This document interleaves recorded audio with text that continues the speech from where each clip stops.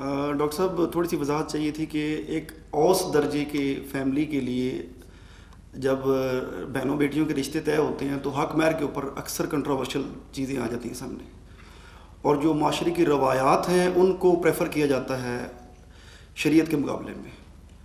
دوسرا، نکاح نامے میں ایک شک ہے 18 نمبر شک، جس میں آپ بیوی کو تفویض کرتے ہیں طلاق کا حق، اور 19 نمبر ہے کہ شوہر پہ پابندی ہے کہ وہ طلاق نہیں دے سکتا۔ یہ بھی ہے 19 نمبر شک نکاح نامے میں ہے کہ طلاق نہ دینے کا پابند ہے۔ یہ میرے علم میں نہیں ہے، آج پہلی مرتبہ آپ کے بتانے سے آ رہی ہے۔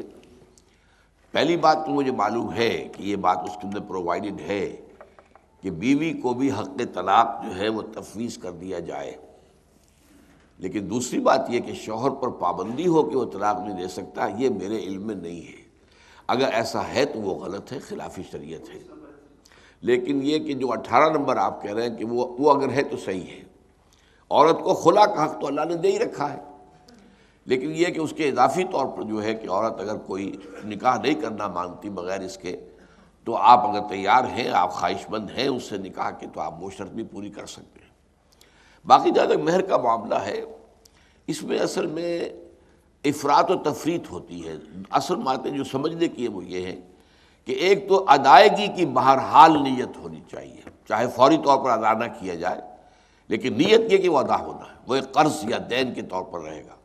جب یہ بات سامنے رہے گی تو پھر آدمی ظاہر بات ہے کہ اپنی چادر کی لمبائی دیکھ کر ہی ٹانگ جو ہے پھیلائے گا، پھر اتنا ہی وہ کرے گا جیسا کہ وہ سمجھے کہ وہ دینے کی پوزیشن میں ہے۔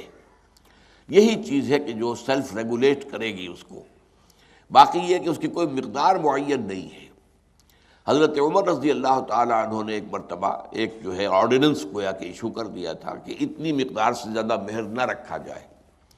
یہ اسی ٹینڈنسی کو دیکھ کر جو آپ کہہ رہے ہیں اس وقت لوگوں میں ہو گئی تھی، دولت کی ریل پیل ہو گئی تھی، اور مال غنیمت بے تحاشا آ رہا تھا، فتوحات کا دائرہ بڑی تیزی سے بڑھ رہا تھا، تو مسلمانوں کے اندر جو ہے پھر پیسے کی بہتات ہو گئی، تو بڑی بڑی رقمیں رکھی جانے لگی، تو حضرت عمر نے آرڈیننس جاری کر دیا کہ اس سے زیادہ مہر مقرر نہیں ہوگا۔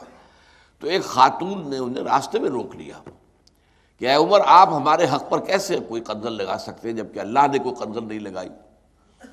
اور قرآن مجید میں ہے وَآتَيْتُ إِحْدَاهُنَّ قِنطَارًا، اگر تم نے اپنی کسی بیوی کو ڈھیروں سونا دیا ہو مہر میں اور پھر طلاق دو تو اس میں سے کچھ بھی واپس دینے کا تمہیں حق نہیں ہے۔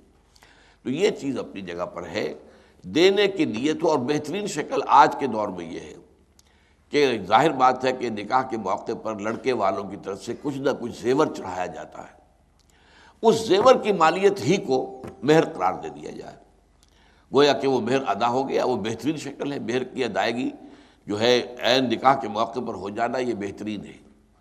اور دوسری طرف یہ ہے کہ اب یہ ہے کہ وہ جو زیور ہے وہ اس عورت کی ملکیت رہے گا، شوہر کو کوئی اختیار نہیں ہوگا کہ اس میں سے کوئی بیچ کر کوئی کام اپنا کرے یا کرے۔ ہاں، بیوی کی اجازت سے بیوی چاہے تو ہو سکتا ہے۔